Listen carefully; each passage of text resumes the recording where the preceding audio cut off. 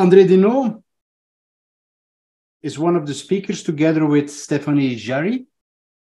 And André Denault works as a cardiac anesthesiologist at the Montreal Heart Institute in Canada, with special interest in ultrasound, as you probably all know, and is also a world expert in the field of brain and somatic oximetry. And he will give the next presentation on the complementary use of processed EEG and NIRS together with one of his PhD students, Dr. Stéphanie Jarry. And her main research interest concerns the impact of brain monitoring on the hemodynamic instability of patients in a cardiac surgery context. Dr. Denault, Dr. Jarry, the stage is all yours. Thanks for the invitation. I think we're ready to start. With one of my PhD students, Stéphanie Jarry.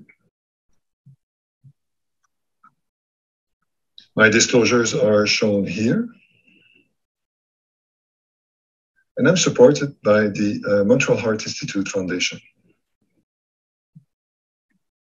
My objectives are the following: to name the 5 major causes of brain desaturation, to identify causes of brain desaturation associated with normal or abnormal processed EEG, and to appreciate the importance and impact of burst suppression.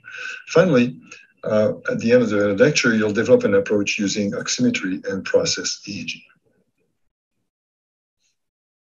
For this presentation, we'll start with talking about O3, then the use of cell line, which will be discussed by Stéphanie, and then the combination of the 2 monitors.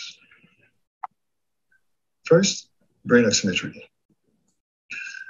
When using brain oximetry, always remember the 5 very important factors that will affect brain saturation: arterial and venous cerebral blood flow, oxygen saturation, hemoglobin, oxygen consumption, or the cerebral metabolic rate of oxygen, CMRO2, and finally, carbon dioxide.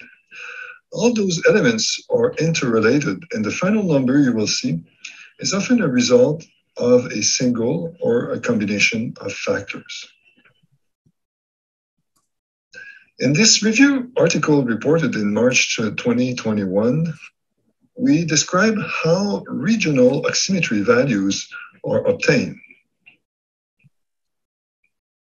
The relationship between the absorption coefficient and the wavelength of infrared absorption of oxygenated and deoxygenated hemoglobin are shown here.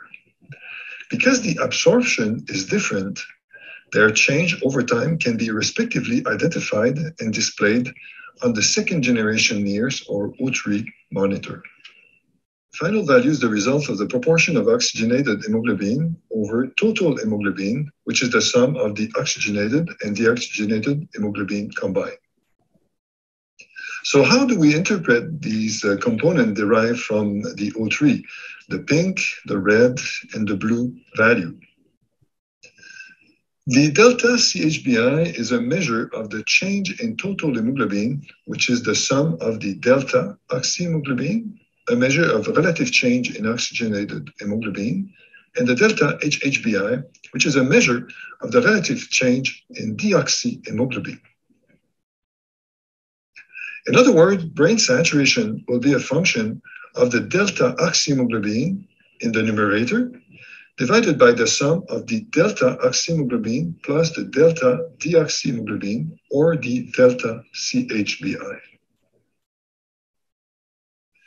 A normal cerebral NIRS indicate a balance between cerebral oxygen consumption and cerebral blood flow. Both variables are influenced by those factors. Brain desaturation is a result from an imbalance between these factors arising from an increase in cerebral metabolism or a decrease in cerebral blood flow.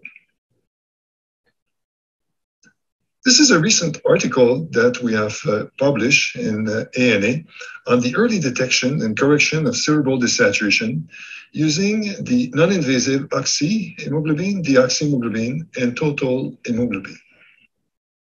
In this article, we propose this explanation on how to interpret brain desaturation using those components. We will now go over some examples of typical brain desaturation. So one of the causes of brain desaturation, if there is an increase in the deoxyhemoglobin, resulting in an increase in the total hemoglobin.